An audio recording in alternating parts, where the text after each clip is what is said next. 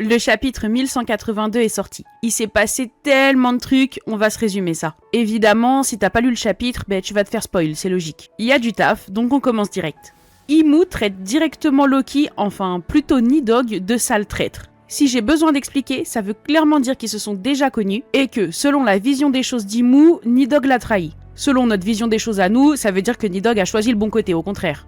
Je pense qu'on va en savoir plus rapidement, mais ça se dirige sûrement vers un groupe d'amis avec Joy Boy, Imu, Nidhogg, Nefertari Dilili et peut-être même d'autres persos qui n'ont pas encore vraiment été introduits comme David Jones par exemple. Et bien sûr, tout ça, ça daterait de l'époque du siècle oublié, comme comme d'habitude.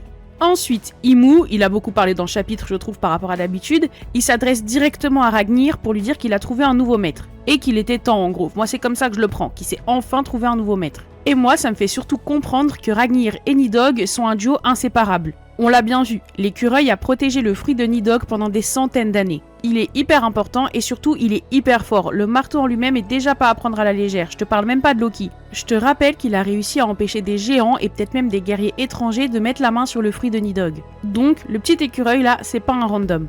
Et par contre, bien sûr, si Loki a pu le manger, ça peut pas être uniquement grâce à sa force. C'est aussi parce que le fruit lui-même plus Ragnir l'ont accepté. C'est un peu la même vibe que Luffy avec Nika. On avance un petit peu. Vegapunk nous explique qu'il est naturel que des luttes de pouvoir engendrent les ténèbres. Et que si c'est le cas, on va se faire foutre. Ça lui a coupé la parole, Comme d'hab, j'ai envie de m'arracher les cheveux. Mais je t'en parle parce que ça risque clairement de revenir. Vegapunk est à prendre très au sérieux. Sa phrase, il va la terminer à un moment ou à un autre. Avant de rentrer dans le vif, Killingham a clairement dit que Gunko, elle est morte. Tu sais, c'est la meuf aux flèches. Aux dernières nouvelles, elle était possédée par Imu, apparemment, elle en est morte. On n'a pas eu plus d'explications que ça pour le moment. Bref, Killingham donc, un des chevaliers divins, il laisse Sanji pour partir malheureusement vers les enfants géants. Tu te souviens, ils sont en train de marcher vers le bateau. Et justement, le bateau en question, il avait disparu. Sauf que malheureusement aussi, Sommers tombe dessus. Donc il a appelé son pote Killingham pour envoyer les enfants vers lui. Mais ce qui nous intéresse beaucoup, c'est que du coup, chacun de leur côté, Zoro et Sanji repartent au combat. Là, il n'y a pas besoin de trop réfléchir. A priori, chacun va s'occuper d'un des deux chevaliers divins qui restent. Je pense qu'ils vont chacun avoir des power-up pendant ces combats, et il était un petit peu temps parce que pour l'instant, je les trouve vraiment pas du tout au niveau. J'adore Zoro, j'adore Sanji aussi, mais on va pas se mentir, en termes de combat, pour l'instant, c'est pas suffisant. D'ailleurs, Gaban a bien fait la remarque à Zoro pour son Haki des rois qu'il ne maîtrise pas du tout. Oui, il l'a, mais il ne sait pas s'en servir. Et Sanji, lui, j'aimerais bien qu'il l'éveille tout simplement. Ça me paraît improbable qu'il l'ait pas. Surtout que, a priori, c'est le seul truc qui permet de niquer les chevaliers divins. Donc bizarre si Sanji ne l'éveille pas. On attend toujours impatiemment que Usopp se rende utile, putain, franchement, j'en peux plus. Faut qu'il sorte les doigts, je finis pas ma phrase, mais là c'est un enfer actuellement, il sert à rien. Tu parles d'un fier guerrier des mers, je te rappelle que c'est ça son rêve à la base, mais là son rêve lui il avance pas du tout. Par contre, Chopper là. Bon, dans ce chapitre il recolle les doigts de Gerd. Merci frérot, merci le sang, mais on va passer à autre chose. Là il est temps d'aller au front maintenant. Si tu suis mes shorts, je t'ai déjà dit, Chopper il a mangé le fruit du dieu de la forêt, moi je veux rien savoir, je suis convaincu à 100%. Mais surtout, on a aussi une info canon là-dessus. Il a mis une tarte et il a annulé le Domi Reversi lancé par Imu. Tu vas pas me dire que ça c'est juste un mec qui a mangé le fruit de l'humain qui est capable de faire ça. À la base, Chopper c'est juste censé être un animal random. Il a mangé le fruit de l'humain, il a des compétences en médecine, mais qu'est-ce qui justifierait qu'avec une claque il arrive à annuler le Domi Reversi ? Et ce qu'il justifie, c'est qu'en fait, le fruit qu'il a mangé, c'est le fruit du dieu de la forêt. Par contre, je suis honnête tout de suite, j'ai rien inventé. J'avais déjà eu cette idée, mais je suis pas la seule à l'avoir sortie, loin de là. C'est vraiment une théorie hyper répandue. Bref, qu'on vienne pas me dire qu'il annule le Domi Reversi juste comme ça. Chopper a forcément des secrets et il les ignore lui-même. Pendant qu'on parle encore des chevaliers divins, Sommers nous a lâché une bombe. Une putain de bombe.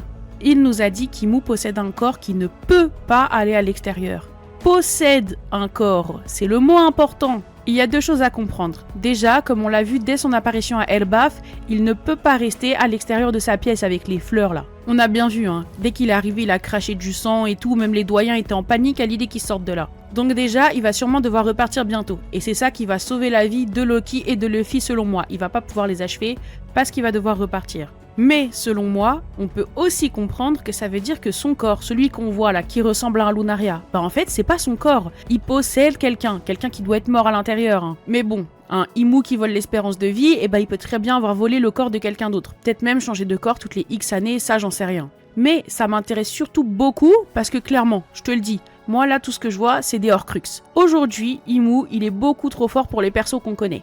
Même Luffy, même Loki, Shanks, qui tu veux, pour moi Imu il est au-dessus, mais vraiment au-dessus. Est-ce que ça veut pour autant dire qu'ils vont pas pouvoir le niquer? Eh ben je pense pas. Je pense que justement l'info importante elle est là. On sait qu'ils volent l'espérance de vie des gens avec qui ils passent des contrats. Est-ce que la clé elle est pas justement là? Si on tue les chevaliers divins, si on tue les doyens, je pense qu'on affaiblit Imu. Après je dis on, t'as compris, hein, moi je me bats avec personne, mais bref. S'en prendre à ces sujets, à ceux avec qui il a passé des contrats, ça pourrait vouloir dire lui retirer des réserves de vie.